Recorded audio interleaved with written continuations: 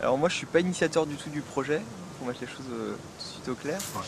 Euh, En fait, je pense que c'est déjà une idée de Stéphane. Ça faisait un moment qu'il parlait de faire une course dans les Aravis. Et notamment après, on avait fait, donc ça remonte à quelques années, ça doit remonter à 2008, on avait fait la traversée des Aravis en 3 jours, en ski de rando, en passant un peu par les sommets. Un petit peu comme Béraud avait fait, sauf que le Béraud a vraiment suivi les arêtes. Et nous, donc on a essayé de faire des belles pentes, voilà, des itinéraires logiques en ski. Et donc c'était avec Stéphane et un copain à lui. Et du coup après est née cette idée, Stéphane nous en avait parlé plusieurs fois, il voulait vraiment faire une course, mais lui une grosse course à la journée, un petit peu comme on fait à la Mezzalama, voilà, avec beaucoup de dénivelé. Et c'est un projet qu'il avait et qui allait se concrétiser. Et puis malheureusement il n'a plus pu voir le jour parce que Stéphane est décédé. Et je pense que c'est donc a priori Nadège et puis des copains proches de Stéphane, notamment Nicolas Poncet, qui ont remis l'idée sur la table. Puis se dire pour rendre hommage à Stéphane, on va faire une édition unique de cette course, donc qui se passera le 10 mars prochain dans les Aravis. Les Aravis qui étaient vraiment le jardin secret de Stéphane. Moi je me rappelle quand on allait skier, c'était tout le temps dans les Aravis. Et à chaque fois, même si on les connaît, on y est passé, repassé, à chaque fois on découvrait des nouveaux itinéraires, et on se faisait plaisir parce qu'on se faisait des espèces de petits enchaînements, de phases, de couloirs, d'arêtes. Tu l'as connu comment, Stéphane Graff? Alors Stéphane, je l'ai connu dans l'équipe de ski départementale.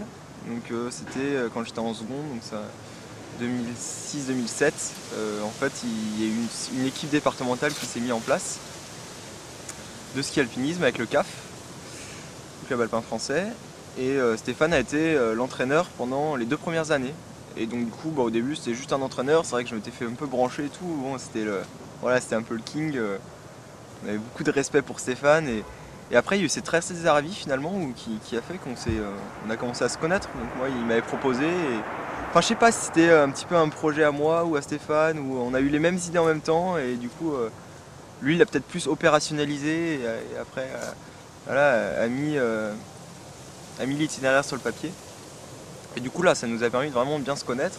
Et après, c'est vrai que je m'en souviens qu'on skiait quasiment tous les week-ends ensemble. Et il y a même des fois où je m'en souviens d'une fois, il voulait partir avec donc, sa femme, Nadège, dans le Kera, et il m'avait proposé, on était partis tous les trois, quoi. Donc c'est un petit peu mon père spirituel au niveau du ski alpinisme. Et je pense aussi, même après, dans ma pratique alpinistique, j'ai transféré un petit peu ce qu'il m'a apporté en termes d'enchaînement, un petit peu de compilation de sommets, de phases de descente et de montée en ski de rando. Est-ce qu'il pratiquait d'autres activités que le ski alpinisme?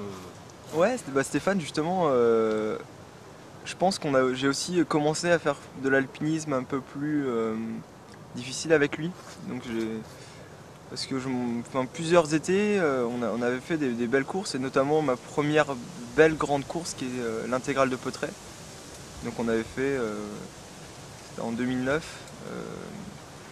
Et lui, il avait déjà fait avec Christophe Moulin et Pierre Gignoux. En fait, c'était leur cadeau finalement parce qu'ils avaient fait un bon résultat au championnat du monde. Et du coup, Christophe Moulin, qui était à l'époque entraîneur de l'équipe de France de ski alpinisme, leur a dit pour vous récompenser, on va aller faire l'intégrale de Peutret. Et il m'avait dit qu'il avait mis quasiment 2 fois 24 heures, 2 journées de 24 heures. Enfin, c'était dans ses souvenirs quelque chose de vraiment de fou, quoi. Et là, donc, cette deuxième fois où donc, il la refaisait, qu'on a mis beaucoup moins de temps, et je m'en souviens qu'on a eu la dernière benne pour descendre le deuxième jour. Vraiment, vraiment limite, mais on a eu la benne, alors que lui, quand il avait fait, il était arrivé à minuit à la benne, quoi. Enfin, donc voilà, donc ça c'est une première grande course. On avait fait plusieurs autres courses aussi dans le massif. On voulait aller à la Walker et malheureusement les conditions elles étaient pas bonnes cette année-là. Donc on avait fait d'autres choses. Et ouais, la Fascinante des Grandes Jurages, je sais que c'était une course il avait vraiment envie de la faire, et je lui ai promis qu'on irait un jour faire les Proncros, parce que moi la Walker je l'ai déjà fait. Et puis, on n'a pas eu l'occasion, mais on avait encore quelques idées.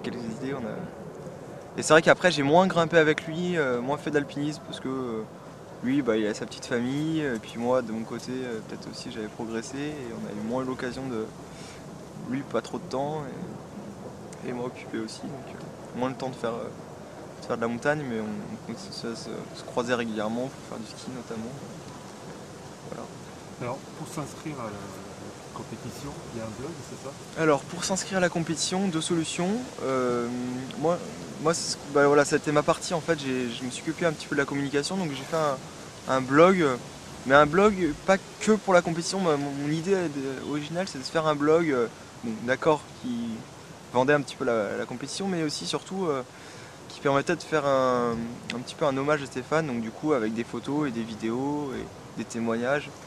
Donc voilà, c'est aussi là que je lance un appel aussi à m'envoyer tout ce que vous... Voilà, que ce soit des anecdotes, à la vidéo montée, ou au rush, ou aux photos, ou aux souvenirs, tout ce que vous avez par rapport à Stéphane. Voilà, qu'on pourrait mettre sur internet et faire un petit peu un site hommage. Il y a plusieurs circuits. Hein. Alors la course, c'est une édition unique, donc c'est pas vraiment une course compétition. Hein. Le truc, c'est de faire un truc festif, pas forcément... il y aura forcément un classement, mais pour ceux qui connaissent, c'est comme un peu la montée de la Tournette. C'est un rassemblement festif de ski de rando, dans lequel voilà, il y aura un classement, mais c'est pas ce qui prime. Et le but, c'est surtout voilà, de partager entre même experts et débutants une journée dans les Aravis avec comme moyen de transport le ski alpinisme. Et donc du coup il y a trois parcours différents. Un parcours de 600 mètres, un parcours de 1000 mètres et un parcours de 1000 ou 1500 et un parcours de 3000 mètres. Et donc après les inscriptions sont encore ouvertes. Il faut s'adresser donc soit sur le blog, soit à l'office du tourisme de Thônes sur le site internet. Et en fait donc il y a toutes les informations et les inscriptions sont en haut. Donc il faut imprimer un formulaire sur le site et ensuite envoyer avec le règlement et le formulaire dûment rempli à Nadège Ross, donc la femme de Stéphane, qui habite à Col de Planbois, mais l'adresse est sur le site, je la connais pas par cœur.